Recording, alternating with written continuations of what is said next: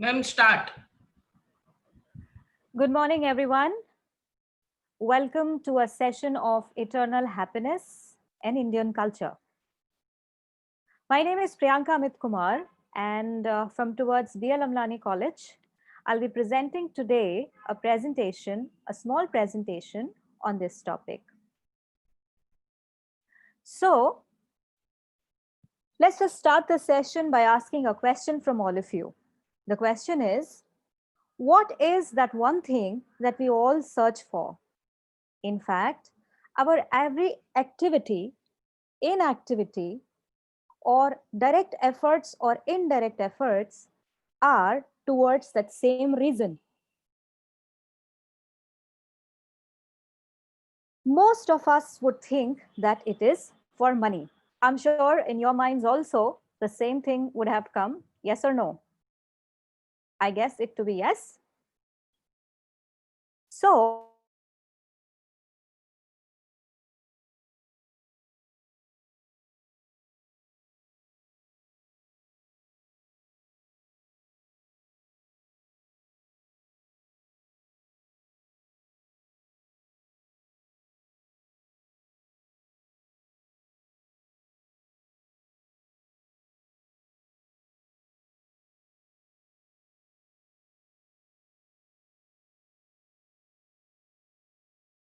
some might think of it as power, as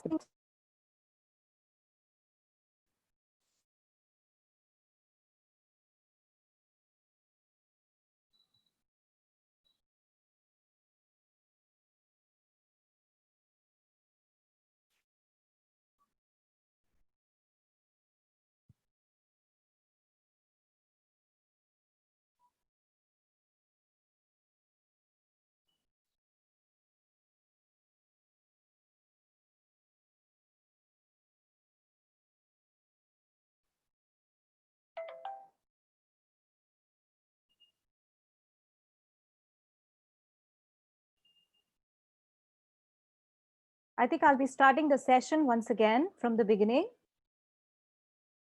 Good morning, everyone. My name is Priyanka Amit Kumar, and I'll be taking a session from towards the B.L. Amlani College on eternal happiness and Indian culture. I would like to start the session from a question. What is that very one thing that we all search for?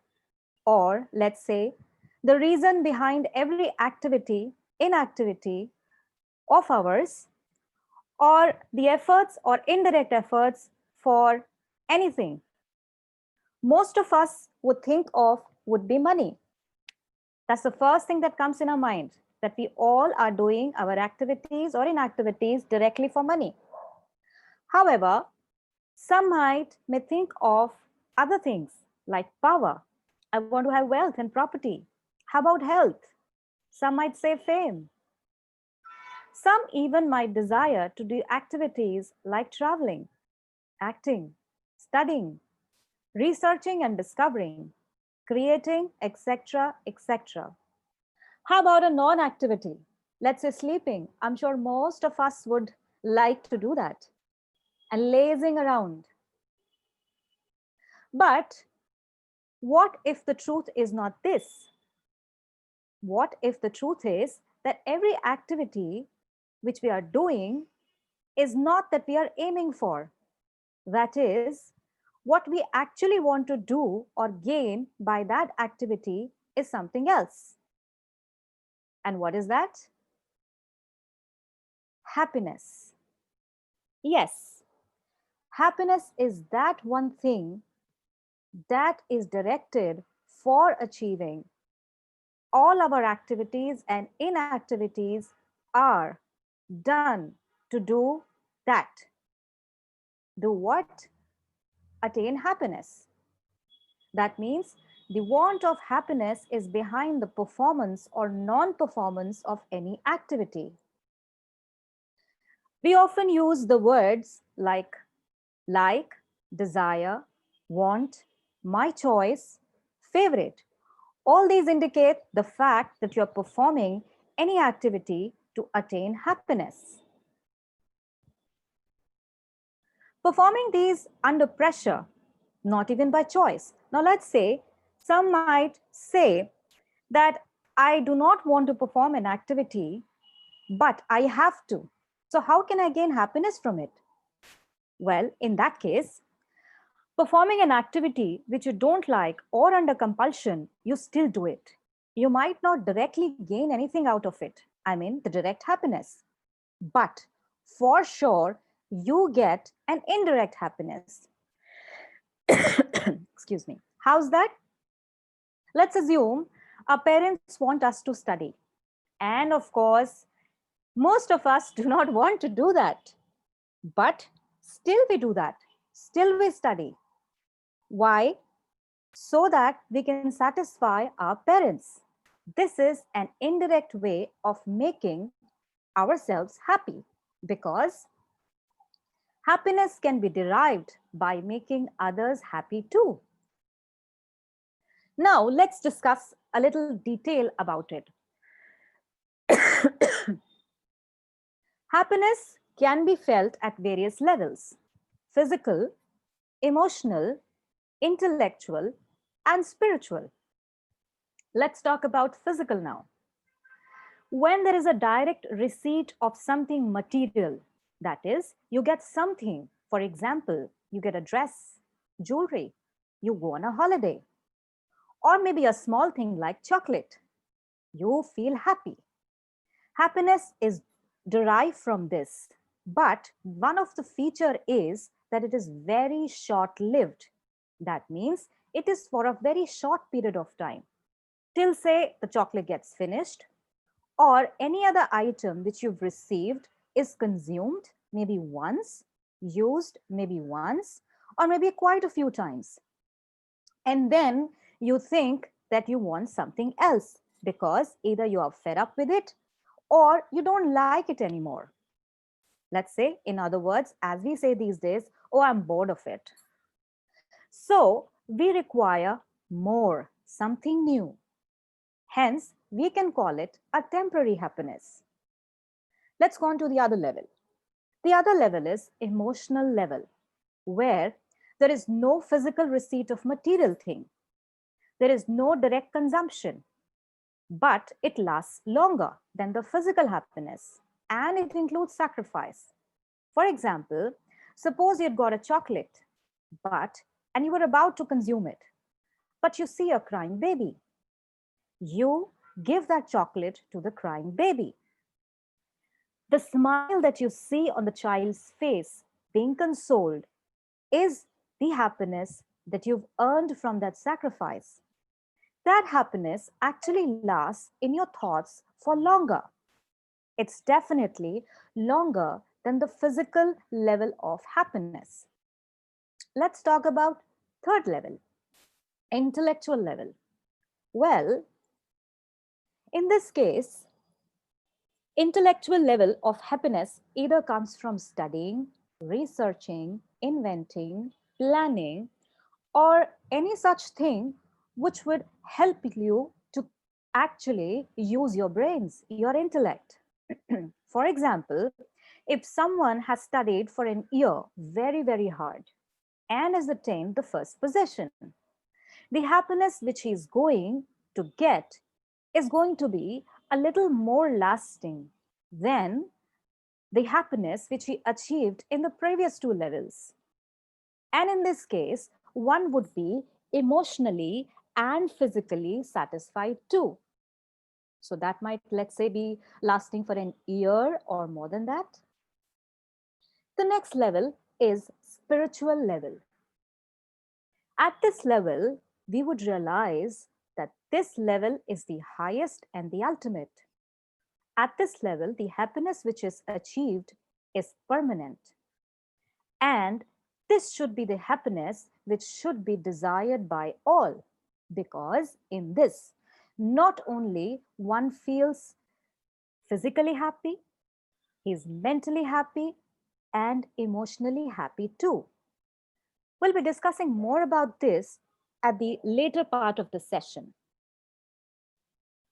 Now, the first three, physical, intellectual, and emotional, the common thing about them was that the happiness there was temporary. Now, what's the reason behind it? The reason behind it is the principle. And what is that? The principle is temporary things can provide temporary happiness, and permanent things can provide permanent or eternal happiness. Now, let's break some myths. The items and the activities of this world provide permanent happiness. That's a myth. Yes, it's not a fact. And why is it? Why is it untrue? The reason is that this world is temporary. And the items in this world available for happiness are also temporary. If that was not the case, if money would provide the ultimate happiness, why would rich people donate money or wealth? Let's talk about fame. If being famous would provide the ultimate happiness, why would showmen and crowd pullers would have died over dosage of drugs? If success would have provided ultimate happiness, say in sports or any other field, why would men like John Alexander, who was a very famous former tennis player, would join politics? Last can be relationships. Let's not even talk about unsuccessful relationships. Even the successful relationships do not last forever. They can just last maximum for a lifetime. And what's the reason? The reason is very simple. One would not live forever. Remember, we all have to leave this world one day. Even this world comes to an end. Hence, this world is also not going to go forever. I'm sure we have all heard of the word pralay, the doomsday. Now, the question that would arise here would be, if this world is not permanent, we, the living beings, are not permanent, then what is permanent? If we get to know that, then we would also get to know what is permanent happiness. And most importantly, the question that should arise in all our minds would be, why do we need happiness at the first place? Why not anything else? The answer to this would be to know who we really are. Well, most of you would say, oh, what a stupid question. We all know who we are. I am this. My age is this. This is my address. This is where I live in. And this is my occupation, etc., etc. Of course, I know who am I. Well, this is not the real introduction. Yes, this is not the real introduction. This is the introduction of our physical body. Our physical body. Yes, because when I say my physical body, my hand, my eyes, it would mean that my eyes and my hands are different from me. Yes, they are a part of me, but I am different from this. Yes, which would mean I am different from my body. Okay, let's take an example for this to understand it.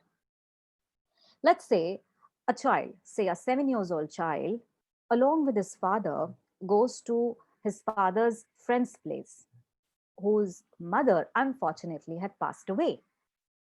Now the child is seeing the body of the friend's mother, and he asks his father, why is everyone so sad? The father says, son, uncle's mother passed away. The child, while seeing the body, says, oh, how's that possible? She's sleeping right here. Who has gone? Well, don't all of you know the answer? Yes, at least for the sake of it. We all know that the soul left the body. Some way or the other, we all know, maybe superficially, the concept of the soul. Also, this answer, who left the body, the soul, gives the answer to our question, why we need the happiness. Confused? No. Let us clarify. Just as the food nourishes the physical body, our soul is nourished with ultimate happiness. Why? Let's just remember the principle that we just read. Temporary things provide temporary happiness, and permanent things provide permanent happiness. Now, the soul is eternal, it never dies, hence, it is permanent. And because it is permanent, we need to give a permanent happiness to it. And when we attain that permanent happiness, the soul feels nourished. And because we are the souls, we are always in search of happiness. And guess what? Not just ordinary happiness, but permanent happiness. Now, how do we get to know all about the soul? How do we know about it? It's because we are blessed. We are Indians. And this wisdom comes to us as legacy. Our ancient culture, which is full of wisdom, and we should be proud of it. I'm sure we are all proud of being Indians, but for various reasons. Cricket, who doesn't know Sachin Tendulkar and MS Dhoni and who all? I'm sure you all have your favorite cricket stars. Bollywood. Bollywood is the second um, movie industry after Hollywood, which manufactures most of the movies in the entire year. IT engineers, management gurus, CEOs of the various largest corporates. So many faces that you can see on the screen. Of course, we are very proud of them. But what Indians should be most proud of should be their ancient culture, their wisdom that they derive from this culture.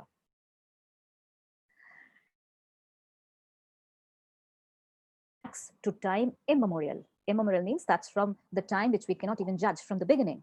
If nothing else, at least on the record, we have a minimum 5,000 years old civilization. We know things which are now getting discovered by researchers and scientists. But we knew them all in advance.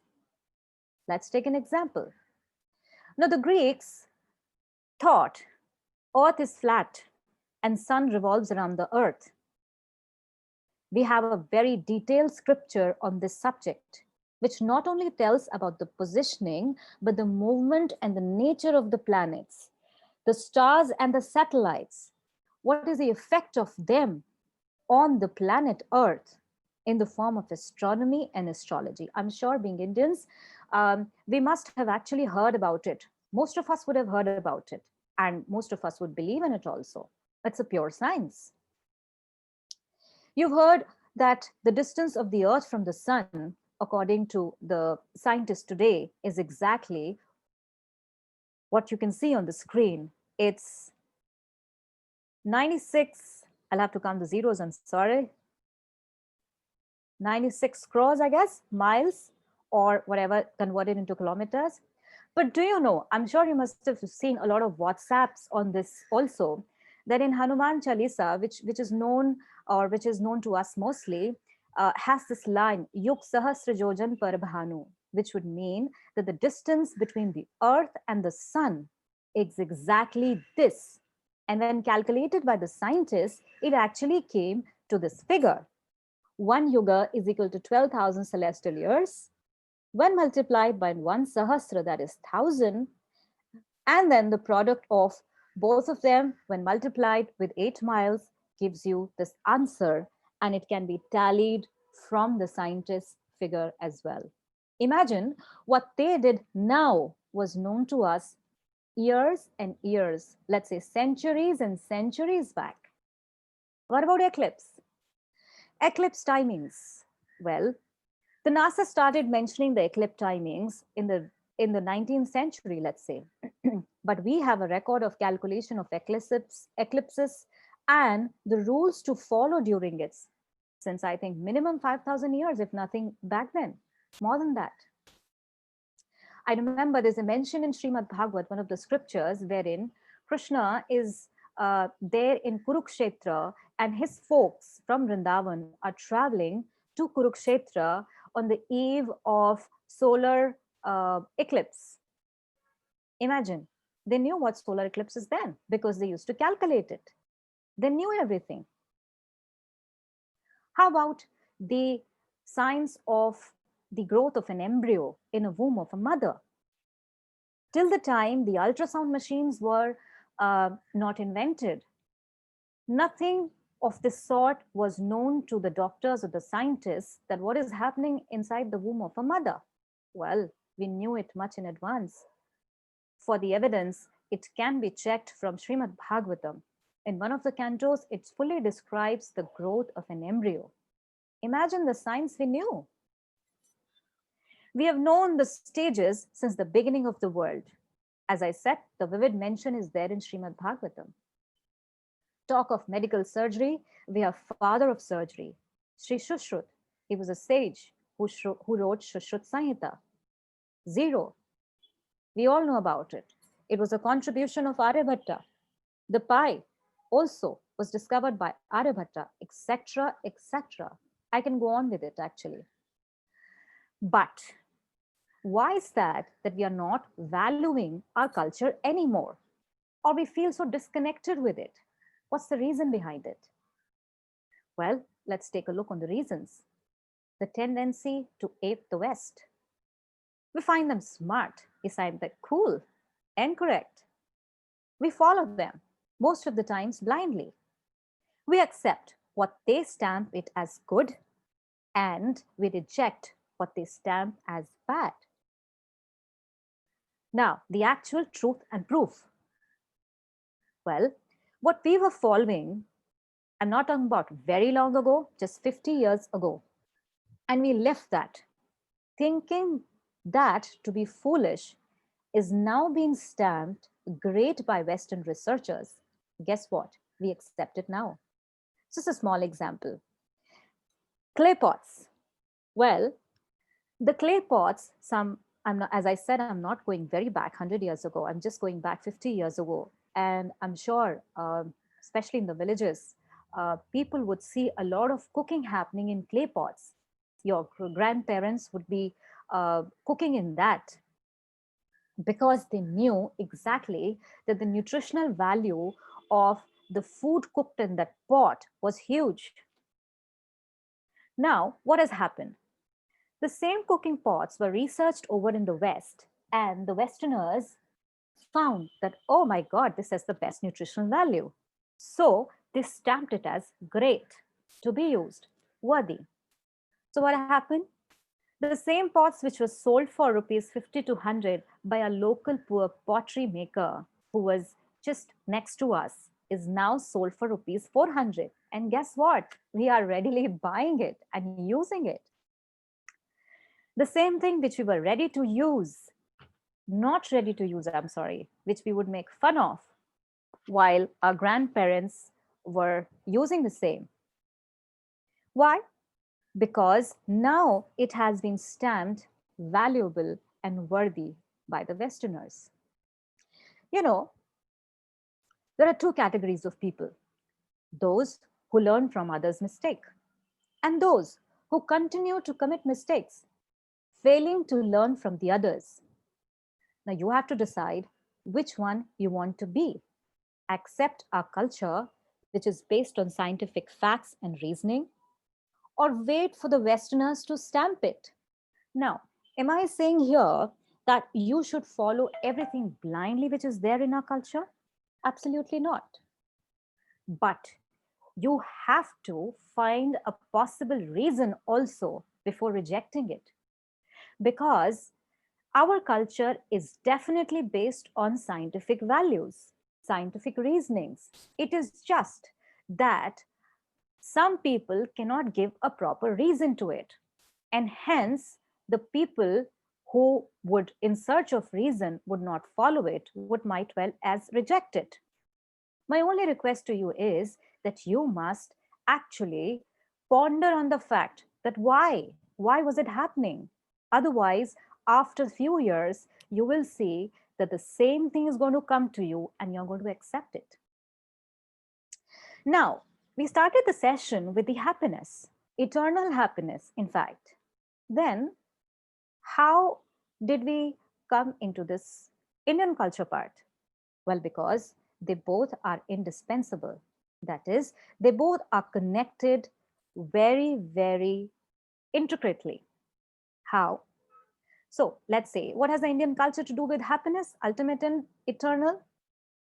Here's the answer. Our scriptures, which we commonly know as shastras, not only describe the ways and means of comfortable and successful life, which of course is not permanent, but it also describes the ways and means of attaining the permanent and ultimate happiness. And what's that? The spiritual happiness. Yes, the permanent happiness, the spiritual happiness helps us to discover who we actually are. What's the reason for our existence here? Our real ultimate goal, the process by which we can achieve the same. All possible questions, not only big questions such as these, but those questions which we relate to this world we live in, our life, why the world is suffering, why does it happen only to me? Why are some rich and some poor? To all, we have been consciously or unconsciously trying to find answers to. I'm sure many of us would also have the same questions in their mind. Well, then I must say, all your answers lie in these scriptures. The scriptures which have been there with us from time immemorial, and we've been ignoring them. The scriptures which include the four Vedas, hundreds of Upanishads, the Vedanta Sutra, 18 Puranas. As Indians, we always had and have the key to this treasure, the treasure of wisdom, which is lying in the age old culture. Our scriptures, as I mentioned, four Vedas, Upanishads, Vedanta Sutra, Puranas, especially the Srimad Bhagavad Puran. I'm sure most of us have heard about it. And nonetheless, I would say the most important for a beginner to start the journey would be Bhagavad Gita, the most renowned, ancient, and most read book across the world. And I would say that this Bhagavad Gita is not just related or confined to some religion. It is a book which consists of facts. I would say it's a manual of life, which is open for everyone to be read. Have you ever imagined that the Westerners are so rich? They have all the comforts of life. Physically, they're very attractive, very fit. But have you noticed, if you want, you can Google it as well, that most cases of depressions, suicides, and loneliness are recorded there? Why? Why is that? The simple reason behind it is because their culture is not as rich, as scientific, as exuberant as ours.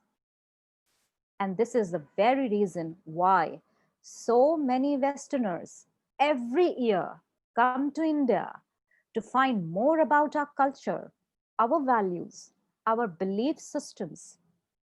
This especially for those who have more faith on Westerners. I would say that we must value and feel proud for what we have and not just wait for others to stamp it as valuable. Otherwise, remember the two categories of people whose side you want to be. You want to learn from your mistakes, or you want to commit more and then learn from it. I also remember one incident which had happened back in the year 1984, in the December 1984 exactly. There was an incident which had happened in Bhopal.